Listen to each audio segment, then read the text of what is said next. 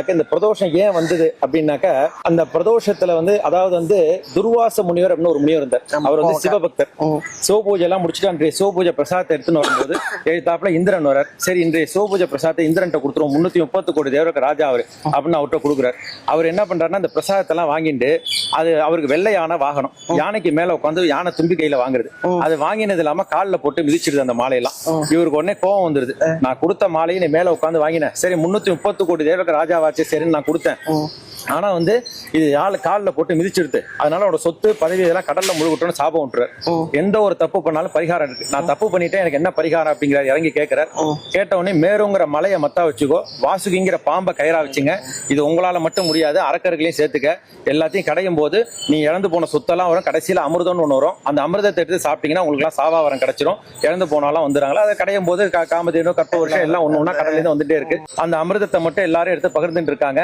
இதை பகிர்ந்துட்டு இருக்கும்போது இந்த சுவாமி அந்த ஆழகால விஷம் வந்துருது, பாம்பு தாங்க முடியாது விஷத்தை கக்கிடுது. அந்த விஷத்தை மட்டும் யாரும் எடுத்துக்கல, எல்லாரும் எல்லா பொருளும் எடுத்துக்கிறாங்க, விஷத்தை மட்டும் யாரும் எடுத்துக்கல. அது ஒரு பானையில பிடிச்சி வச்சுக்கிறாங்க. நேரா சிவபெருமான் போய் கேட்கறாங்க, சுவாமி இந்த மாதிரி விஷம் வந்துருச்சு, என்ன பண்றேன்னு தெரியல. சுந்தரமூர்த்தி நாயன்மாரை கூப்பிடுறாரு, போய் அந்த விஷத்தை போய் எடுத்துன்னு வாங்குறாரு. அவருக்கு முதல்ல சுந்தரமூர்த்தி நாயன்மார் தான் பேரு. இந்த ஆழகால விஷத்தை எடுத்துன்னு வந்ததுனாலதான் அவர் ஆளாள சுந்தரர்னு அவருக்கு பேர் வந்து. அவர் அந்த அப்படியே எடுத்துன்னு போய் அந்த விஷத்தை கொடுக்குறாரு. சுவாமி உலக நன்மைக்காக அந்த விஷத்தை வாங்கி சாப்பிட்டுறாரு. சாப்பிட்ட ஒரே செகண்ட் அம்பாள் மடியில சுருண்டு விடுறார். அதான் சுருட்ட பள்ளி அப்படின்னு ஆந்திரா பாடர். அங்கதான் அம்பாள் பள்ளி கொண்டிருப்பார். சுவாமி அம்பாள் மடியில பள்ளி கொண்டிருப்பார். அங்க மட்டும்தான், அது வேற எங்கேயும் கிடையாது. அவரு இது அப்படியே அந்த விஷத்தை சாப்பிட்டு அவர் உழுந்தோடனே நந்தியம்பெருமான் என்னன்னு கேட்டீங்கன்னா 330 கோடி தேவர்கள் அவரும் ஒருத்தர். அவர் என்னன்னு கேட்டீங்கன்னா சிவபெருமானோட நடனத்துக்கு மிருதங்கம் வாசிக்கக்கூடியவர். அவர் யாருன்னு யாருக்கும் தெரியாது. அவர் ஒரு மூலையில இருப்பார். அவரோட நாக்கு மட்டும் சொர சொரன்னு இருக்கும். அதை சுவாமிகிட்ட கேட்டிருப்பார், என் நாக்கு ஏன் இவ்வளவு சொர சொரன்னு இருக்குன்னு. அப்ப சுவாமி சொல்லுவார், உன்னோட நாக்குல எப்பேற்பட்ட விஷத்தையும் தங்கிக்கக்கூடிய தன்மை இருக்குன்னு சொல்லுவார். அதை ஞாபகம் வச்சுன்னா சுவாமி மேல இருக்கிற விஷத்தெல்லாம் அவர் போய் நக்கி எடுத்துறாரு. எடுத்தோடனே அவர் மயங்கி விடுறார். அப்பதான் காப்பரிசி கொடுக்க சொல்றாரு சாமி, அவித்திகீரை கொடுக்க சொல்றாரு. கொடுத்தோடனே அவர் எழுந்துக்கிறார். உன்னோட உயிரை கூட பொருட்படுத்தாம நீ என் உயிர் மேல இருந்த விஷத்தெல்லாம் நீ எடுத்துட்ட. அதனால இந்த பிரதோஷ தினம் அது சனிக்கிழமையில நடந்தது, சாயங்காலம் 4:30 6 மணிக்கு நடந்தது.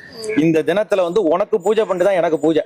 அதனாலதான் 4:30 மணிக்கு நந்திக்கு ஃபர்ஸ்ட் அபிஷேகம், போக்குவரத்து, பூஜை எல்லாம், அப்புறம் தான் சுவாமிக்கே பூஜை. அதனாலதான் நந்தி எழுத்தாப்புல வச்சாங்க. அதாவது சுவாமி அவர் சுவாமியோட காற்றே நந்தியோட இதுலதான் வர்றது. அதனால சிவன் கோயிலுக்கு போனா நந்திக்கும் சிவனுக்கும் குறுக்க போக கூடாதும்பாங்க. அதனாலதான் லைனா ஒரு 4-5 நந்தி வைப்பாங்க. அந்த நந்தியம்பெருமான் மேல இருக்க அந்த சுவாமி மேல இருக்கிற விஷத்தெல்லாம் அவர் எடுத்ததுனாலதான் இது பிரதோஷம். அதாவது சாதாரண தோஷங்கள்லாம் தீர்க்கக்கூடியது பிரதோஷம். இந்த பிரதோஷத்துல நம்ம விரதம் இருந்து சுவாமி வழிபட்டோம் அப்படின்னாக்க நமக்கு இருக்கக்கூடிய தோஷங்கள் எல்லாமே நிவர்த்தி ஆயிடும். அவ்வளவு ஒரு அற்புதமான ஒரு கிழமையில, அதுவும் சனி பிரதோஷங்கிறது அவ்வளவு விசேஷமானது. சனிக்கிழமையில தான் நடந்தது. அந்த சனி பிரதோஷத்தன்னைக்கு எம்பெருமான் நீங்க தரிசனம் பண்ண வந்திருக்கீங்க.